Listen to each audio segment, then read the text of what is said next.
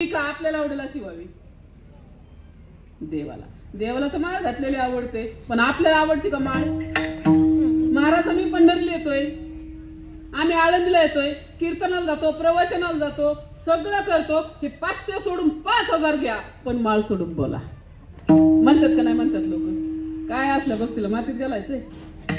काय उपयोग आहे त्याचा? बरं तुम्हाला हे कळत नाही का? माळ घातली पाहिजे, गंध लावला पाहिजे, पंढरीला गेलं पाहिजे, आळंदीला गेलं पाहिजे, कळत नाही का? कळतं, पण तुम्ही कळून घेत नाही कळून घेत. सोप्या भाषेत सांग का?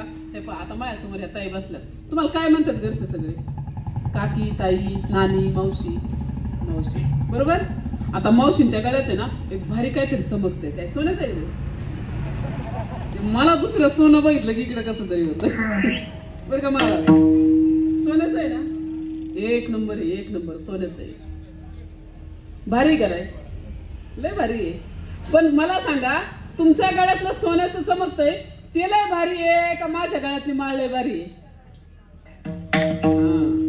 महिला मंडळी, यांच्या गळ्यातला दागिना सोन्याचा तो लय भारी आहे का माझ्या गळ्यातली माळ लय भारी आहे? हा, माळ. पुरुष मंडळी, काय भारी आहे? माळ. राहुल महाराज, काय भारी आहे? माळ.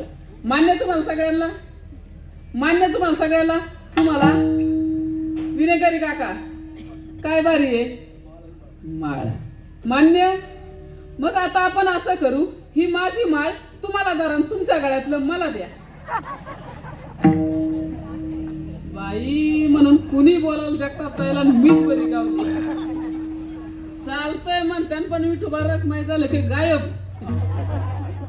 मला सांगायचं तात्पर्य समजतंय तुम्हाला? माळ भारी आहे, गंध लावला पाहिजे, पंढरीला गेलं पाहिजे, आळंदीला गेलं पाहिजे, पण समजून घेत नाही.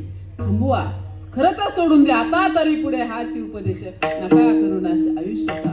सकलांचे पायी माझे दंडवत, आपुलाले चित्त शुद्ध करा. सांगतो तुम्हासी भजरे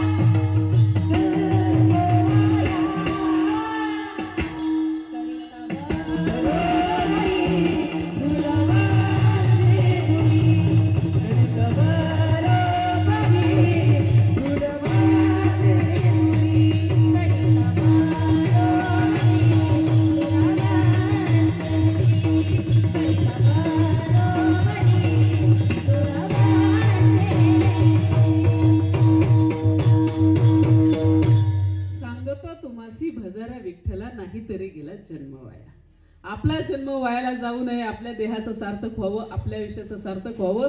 काही करू नका, भारी गळ्यात माळ घाला, कपाळाला गंध लावा, वैष्णवांच्यावरती अपार प्रेम करा. महिला मंडळी, मला बऱ्याच वेळा बऱ्याच जणींसोबत बोलण्याचा बसण्याचा योग येतो, अनेक वेळा नवीन ठिकाणी जाण्याचा योग येतो. पण आपण जर बसलं ना आतमध्ये, त्या भारी येऊन सांगतात बरं का, पटापट 4-2 जण येतात, दर्शन घेतात, दुसरी येते पाणी देते, तिसरी येते चहा देते, सगळं एक नंबर करतात. लय भारी नियोजन असतं. मग आपण जर म्हणलं ताई एवढं सगळं तुम्ही करताय, मग एक काम करा ना. ह्या म्हणतात तुम्ही सांगायचं नाम ऐकायचं, फक्त सांगा. आपल्याला बोलताना थोडं जर जातं, बोलावं का नाही बोलावं, सांगावं का नाही सांगावं, आपण बोलायला आवडतं का नाही आवडतं. त्यामुळे ताई मोकळ्या मनाने बोला. मग आपण जर धाडस करून बोललं ना, ताई एवढं सगळं भारी आहे, मग गळ्यात माळ घाला ना. डायरेक्ट म्हणतात तेवढं सोडून बोला बाई, अहो काय पेस दिवस आहेत, एवढं लोक माळ घालून काय करता? आम्ही खाऊ नका असं तुम्हाला मुळीच म्हणत नाही, खाऊ नका असं आमचं म्हणणं बी नाही, पिऊ नका असं आमचं म्हणणं अजिबात नाही. पण काय खावं, काय प्यावं, कुठं जावं कुठं जाऊ नये, काय बोलावं काय बोलू नये हे कोणालाच नका समजू द्या, किमान माणसाला समजावं का नाही समजावं. त्याच्या पाठीमागचं कारण ज्यांच्यासाठी वस्त्रे फक्त त्यांच्यासाठी शास्त्रे. अख्ख्या सृष्टीवरती एकच जात अशी आहे ती म्हणजे माणसाची, आणि तीच जात वस्त्र परिधान करते, दुसरं कोणीच करत नाही.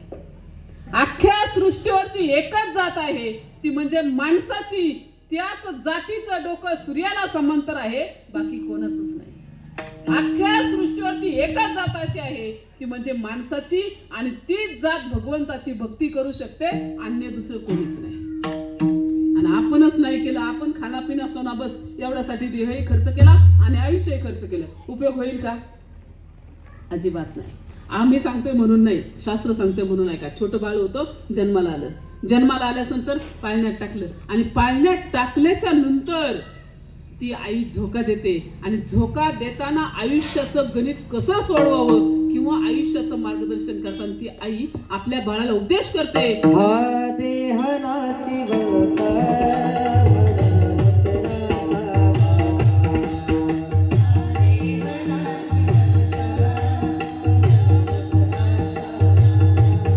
वरी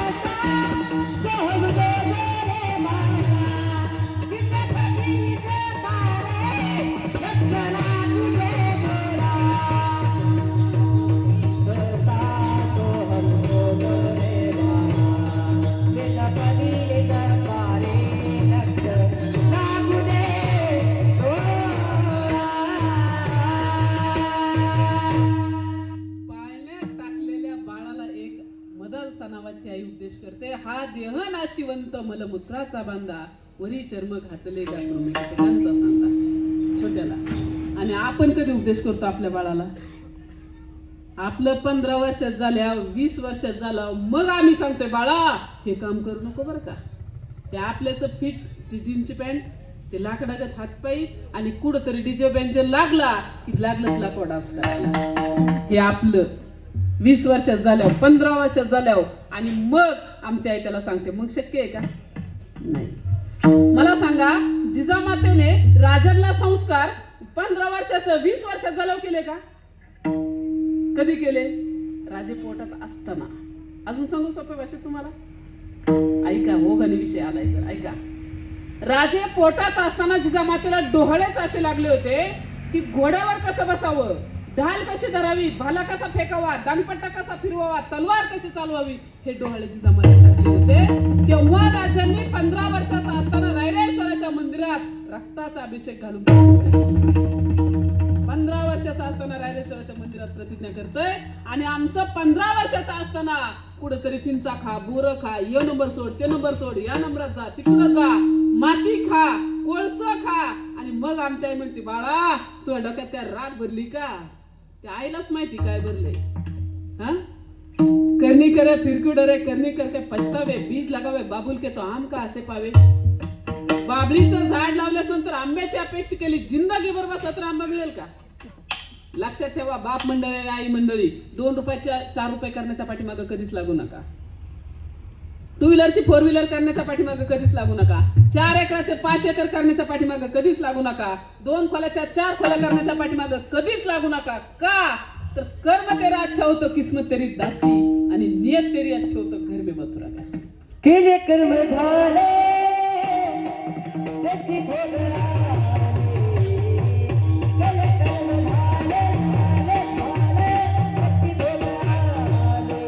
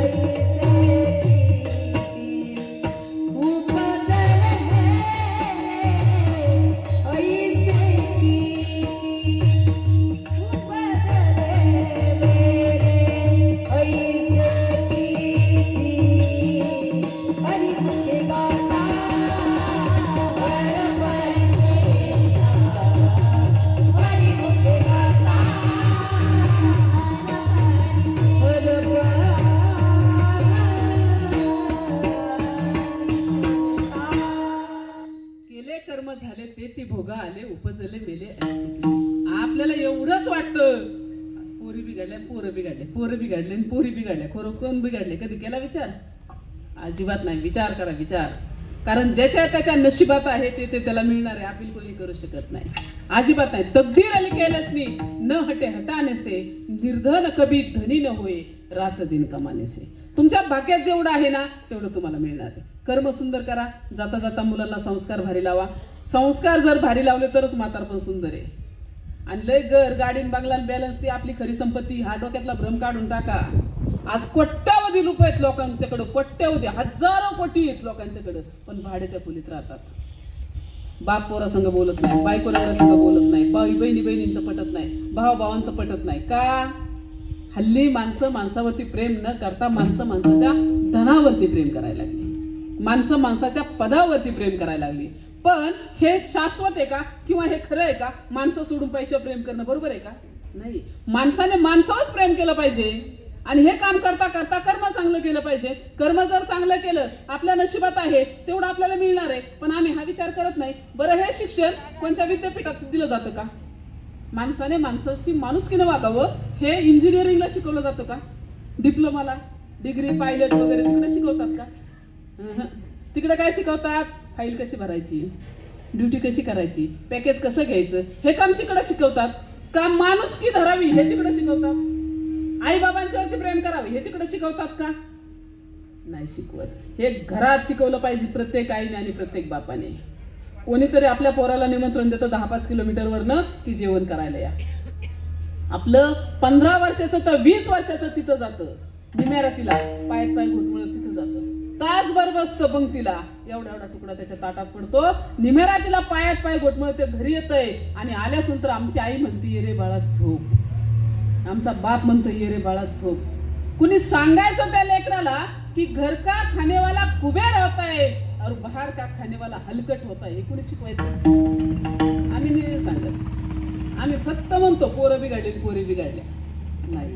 राजांच्या विचारांचे पायी आम्ही आहोत, राजांच्या विचारांचे सेवक आम्ही आहोत. पण राजांचे विचार काय होते हे कधी आचरणात आणले का? हे कधी अंमलात आणले का? किंवा पाठीमाग वळून तरी पाहिलं का? कधीच नाही. ऐका, जिजामाते शेवटच्या घटिका मोजत होत्या. पाचाडच्या किल्ल्यावरती जिजामातेचा देह होता. शेवटच्या घटिका मोजत होते. राजे गडाच्या पायथ्याशी होते, बाहेर निघालेले होते.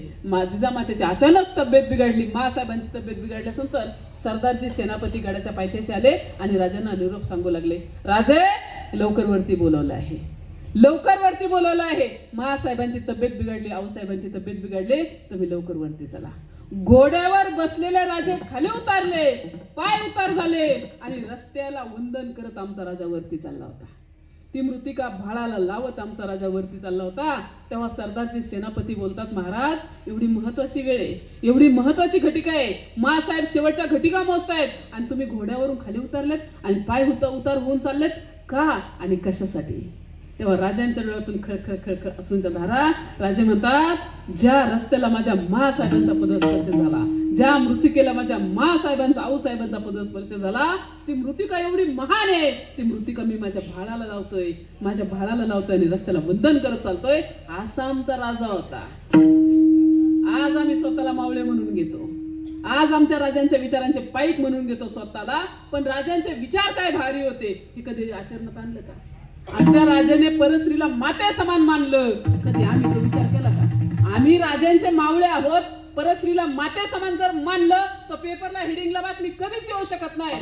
15 वर्षाची मुलगी 2 जणांनी बलात्कार केला, 20 वर्षाची मुलगी 4 जणांनी बलात्कार केला, ह्या बातम्या पेपरला येतील का? कधीच येऊ शकत नाही, कधीच. याच्या पाठीमागचं कारण आहे, आज पोरं बिघडली त्याला कारण आमची आई आहे, आणि काल राजे भारी होते त्याला एक कारण एक माताच होती.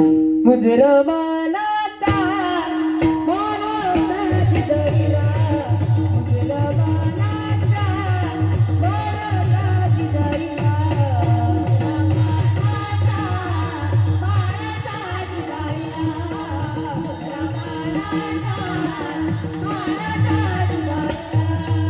धन्य धन्य थोराई शिवरायाची जिजाई, धन्य धन्य थोराई शिवरायाची जिजाई, अजपूती महाराज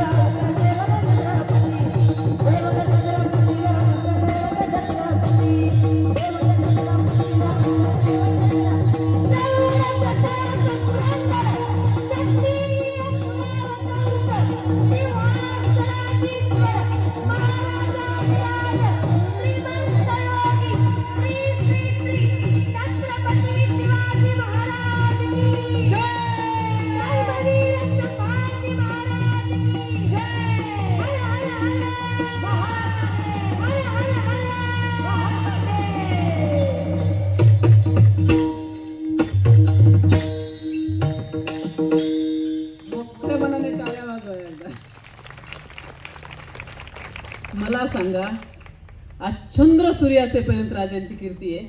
याचं श्रेय अख्खं सगळं जातं कुणाला? जिजामातेला. आपल्या गावात अशी काही कुटुंब आहेत, अशी काही घरं आहेत की 50 एकर बापाची होती, 100 एकर बापाची होते. आज गुंठा बी नाही राहिला, आज एकराव आल्यात. याचं श्रेय जातं कोणाला? आईला समजत नव्हतं का काय चाललंय घरात? कळत नव्हतं का? गपचूप. म्हणून सांगायचं तात्पर्य, आपल्यावरती ही वेळ आहे.